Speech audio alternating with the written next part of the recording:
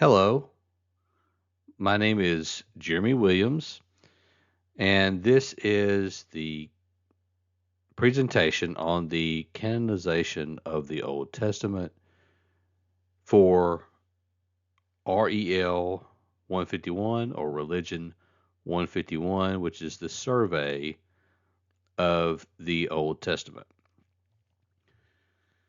It's important to understand the canonization of Scripture, particularly the Old Testament, because it gives us a better comprehension of how all these things came together to begin with. Throughout the course, you'll learn about the writers of the Bible, but this gives you an overview of after the fact of everything being written. Well, then those writings themselves are compiled, and so this is information to you so that you understand how all these writings were compiled.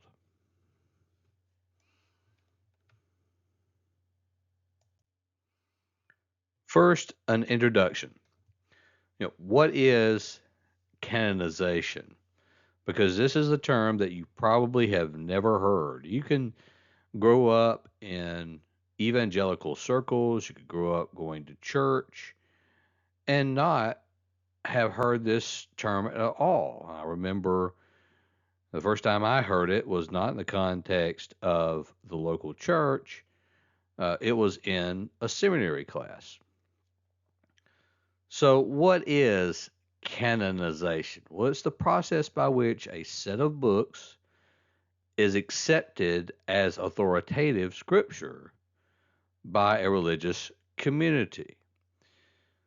So, this religious community has these multiple writings, and they are now going to determine what specific writings need to be in the collection that we are putting together.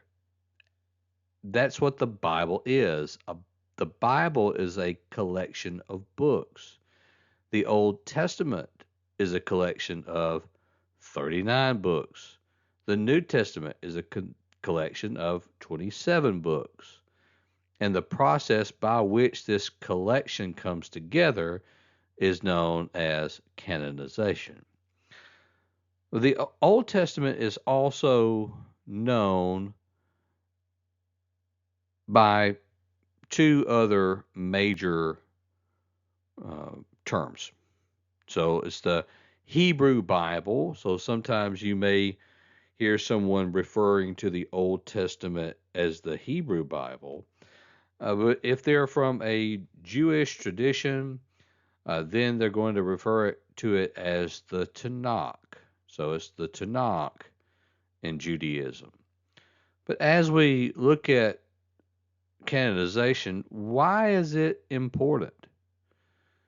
Well, it's important because it determines the texts that shape the religious, moral, and ethical teachings of Judaism and Christianity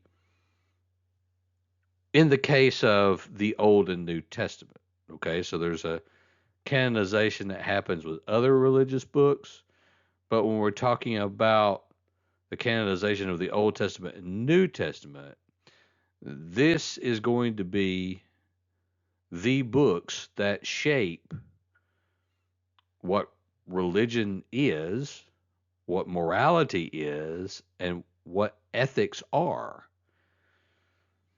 So that's going to be the established standard that is set by these books. That's why often you hear debate, and we'll get into a little bit about this as this presentation goes.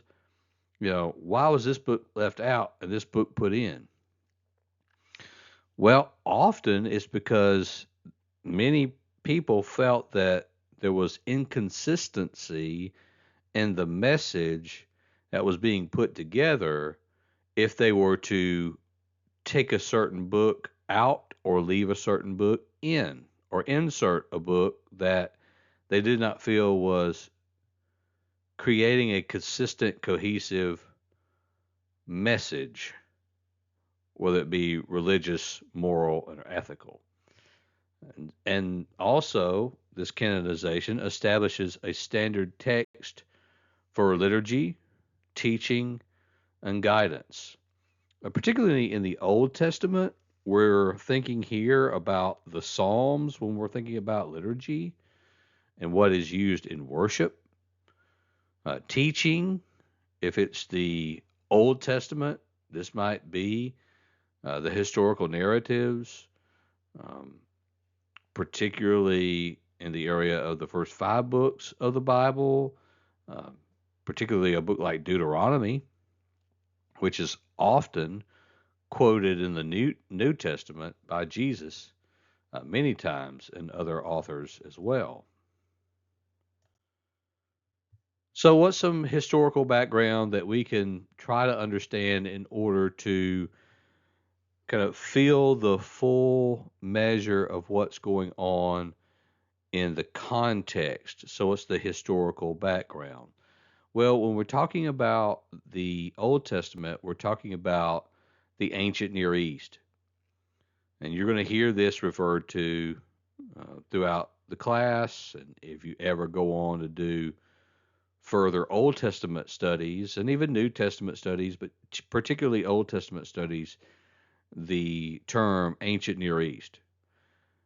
And really, what it is a geographical location. And in that geographical location, there are multiple civilizations that are going on at that particular time. So, ancient Near East studies is you're not only are you studying Israel or the Hebrew culture, you're studying Mesopotamian culture, you're studying Egyptian culture, and their various religious texts that they have. So it's religious texts and neighboring cultures, such as Egyptians, Mesopotamians, the Babylonians, the Assyrians. Yeah. And so you have multiple groups that you are dealing with when you're dealing with ancient Near East history. And early on, most of these traditions and this teaching is not written, it's oral. So there's oral communication because typically there's oral communication and stories in illiterate societies. So they will tell stories and carry on those stories, and those are ways to carry on their history.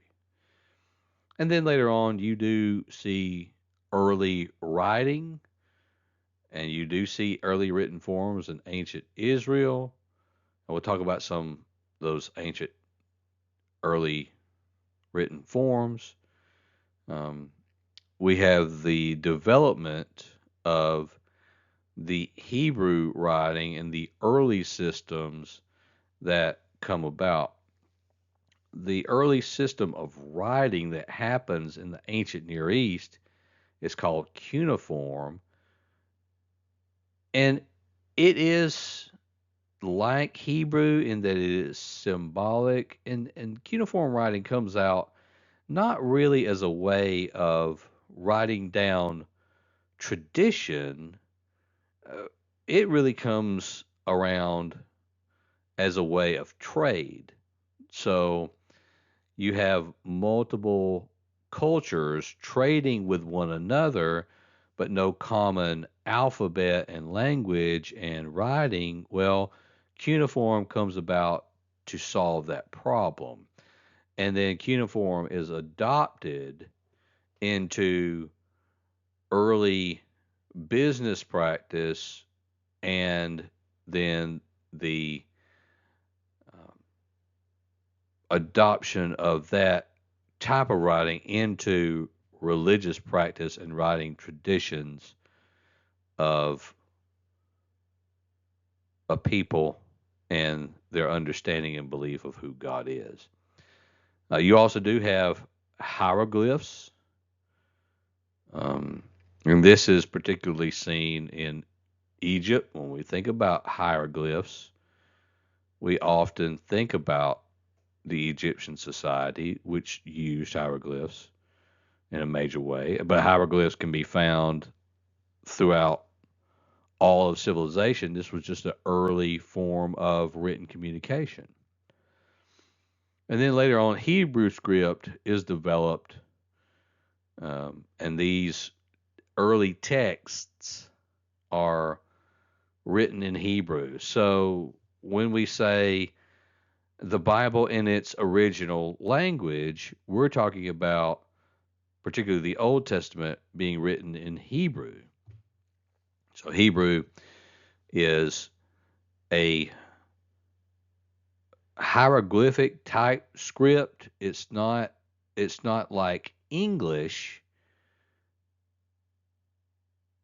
It's more like um, Japanese Chinese, but it's alphabetical like English in that there is a clear way of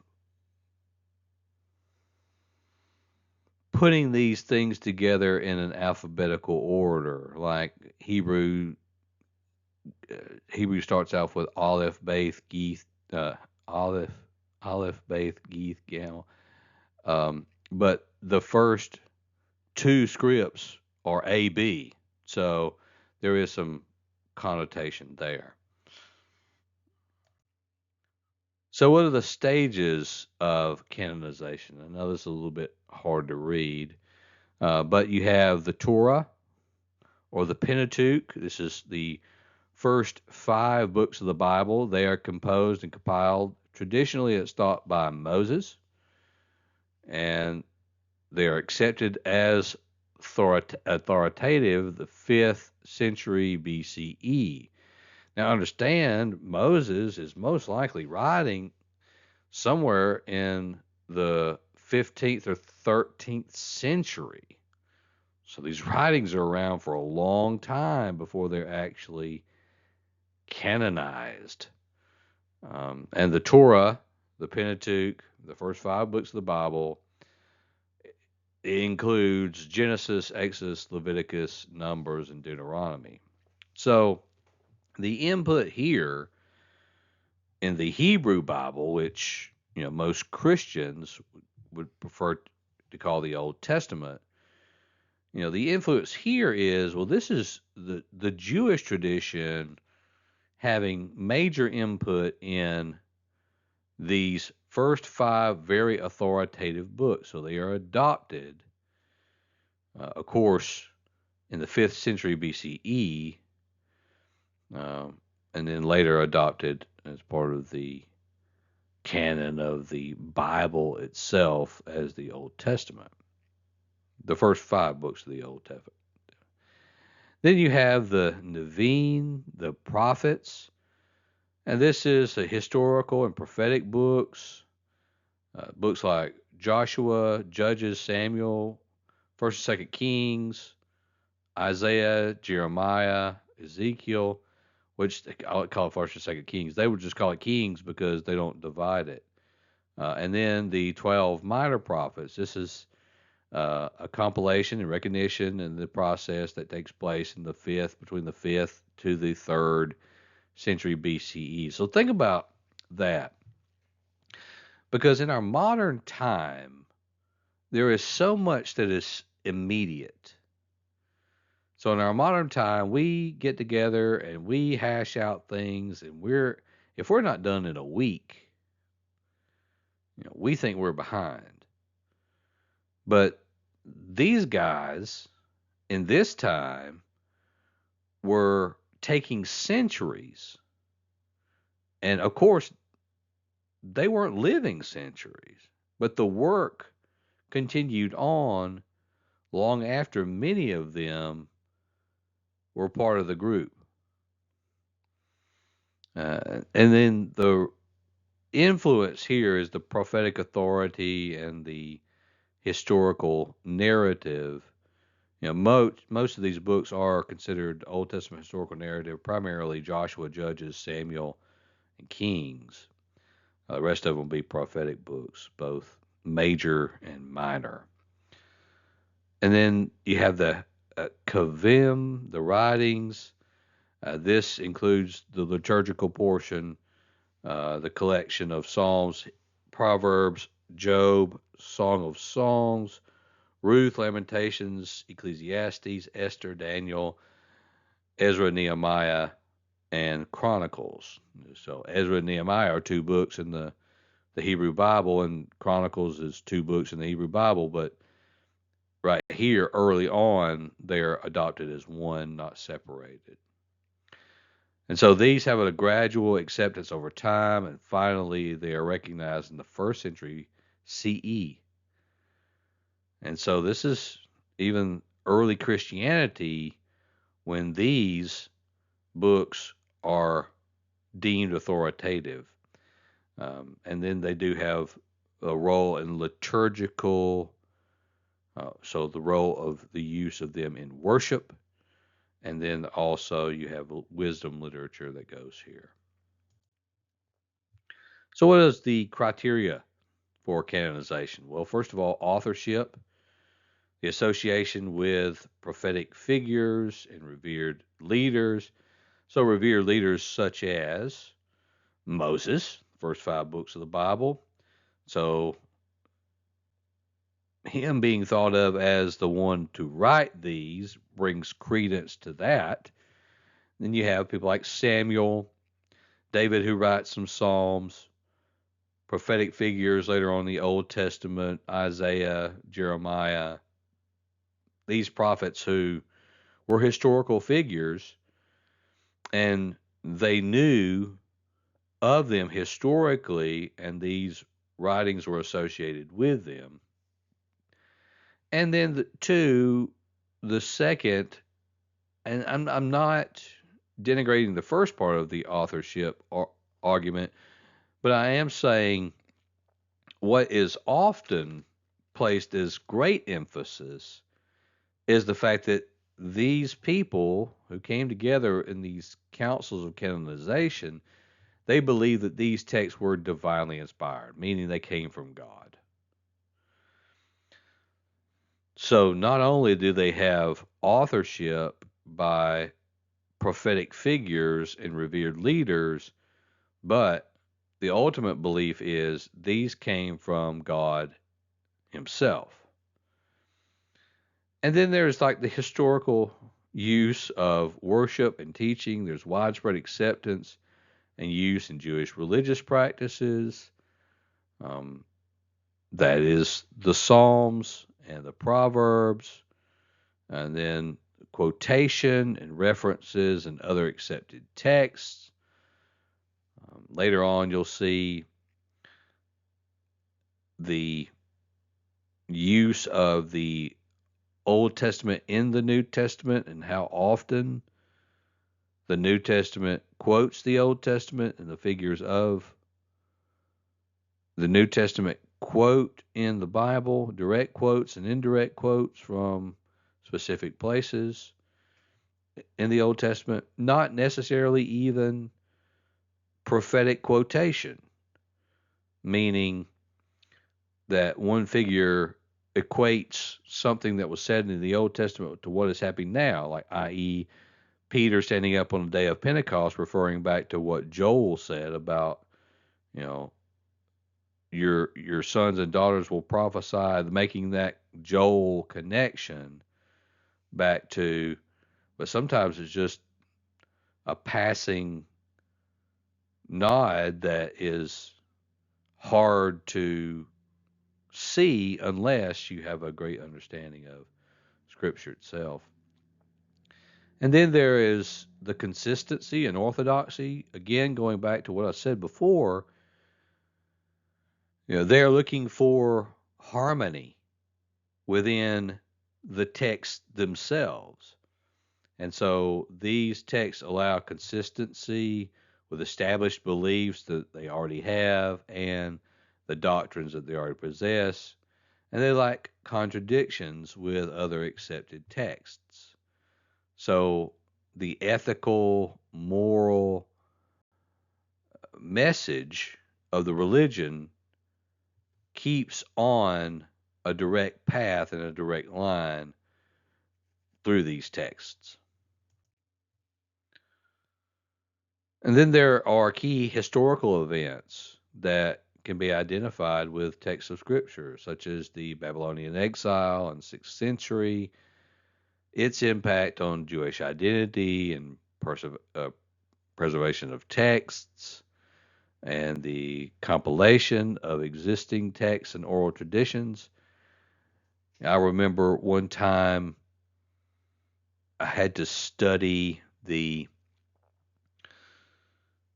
um, ways in which different rulers of ancient Near East societies would um, write down the laws of their society.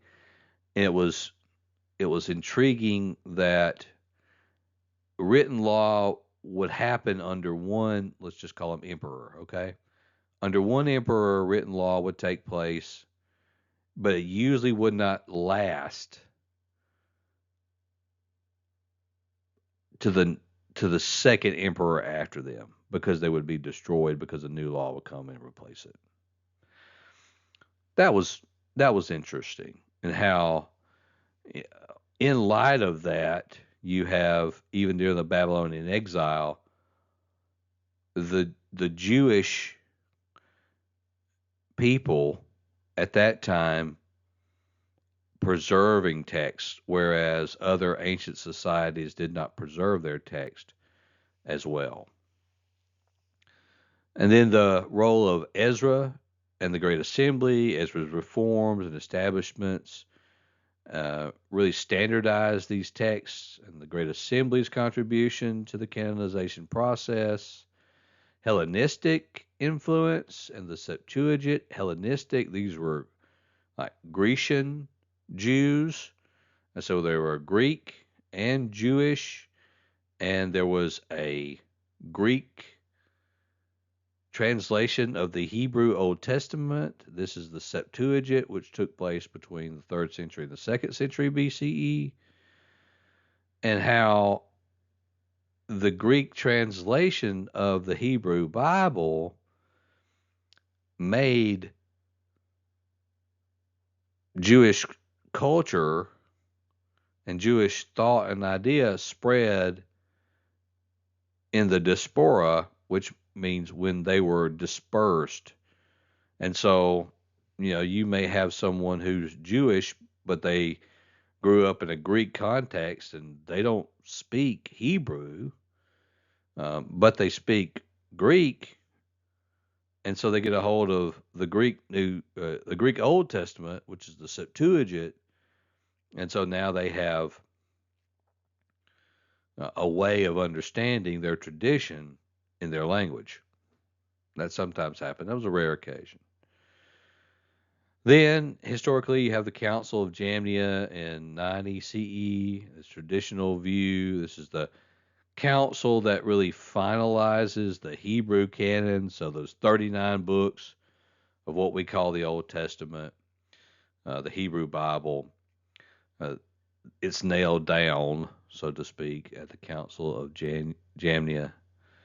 Although modern scholarship has a more gradual and less formal process, meaning it's not necessarily the Council of Jamnia that laid it down, but if you're going to put a historical time and a historical place on it, it's most likely here. So, what are the difference between canons, meaning the Old Testament, the Jewish canon, and then the canon of the New Testament, the Christian canon, or the Old and New Testament? So the Jewish canon, it would only include the Torah, the Nevi'im, and the Ketuvim, and it's closed in the 1st century CE. So there's no prophetic voice beyond 1st century CE when it's closed, and the writings predate 1st century CE. So there's really no opening of prophetic word since about 400 years prior to first century. So 400 BCE, and then the canon's closed roughly 500 years later. Uh, Whereas the Christian Old Testament is including the books from the Jewish canon and additional texts. Uh, some Deuteronical, Deuterocanonical books in the Catholic and Orthodox Bibles.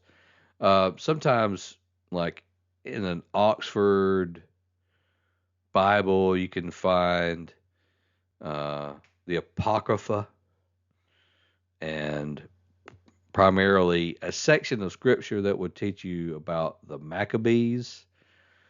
Um, they can be included and are included in some Christian traditions, but primarily in a context that is more Protestant, those would not be included.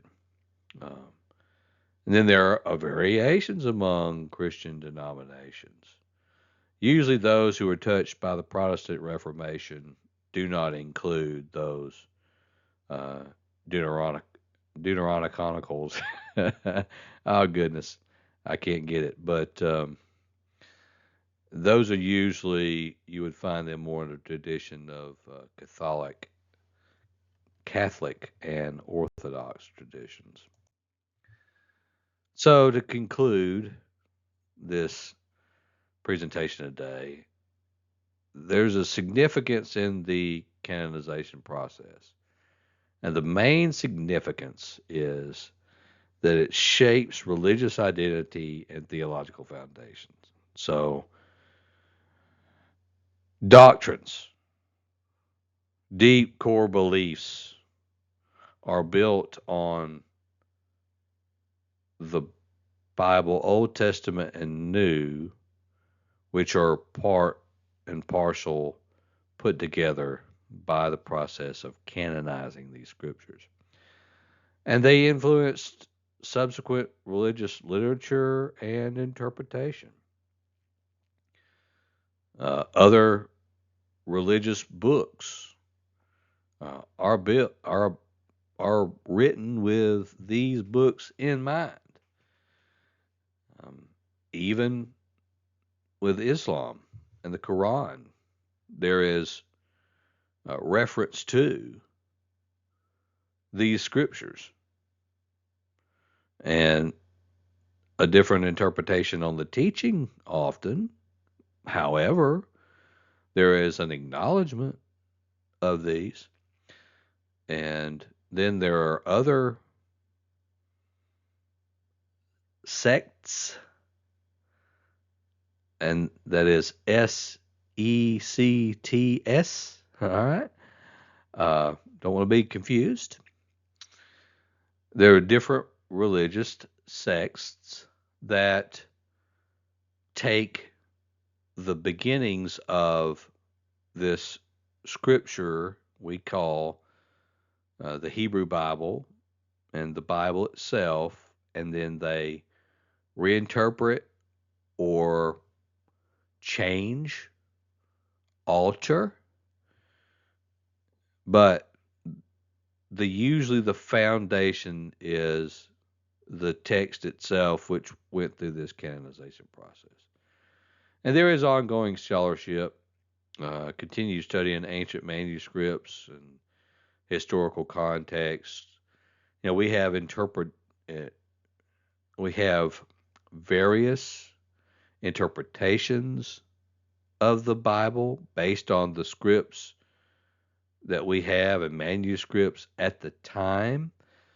So something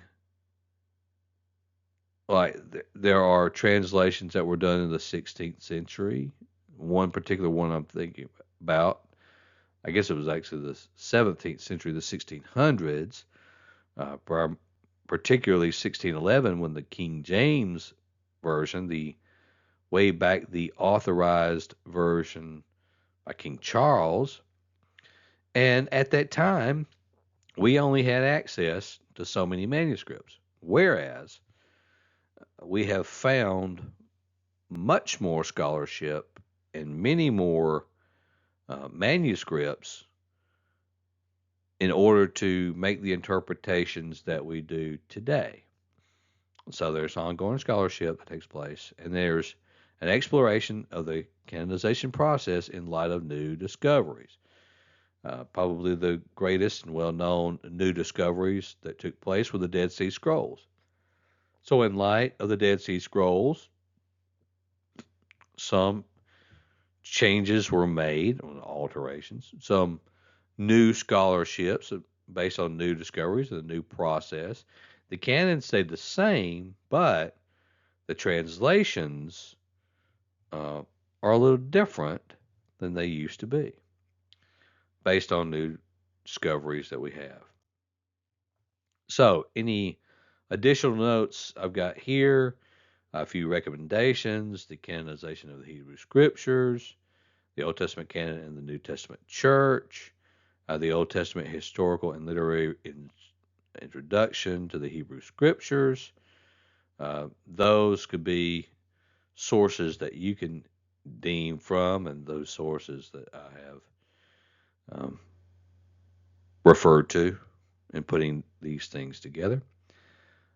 Questions for discussion you may consider. How did the historical context influence the canonization of the Old Testament? What criteria were most significant in determining the canonical status of the text?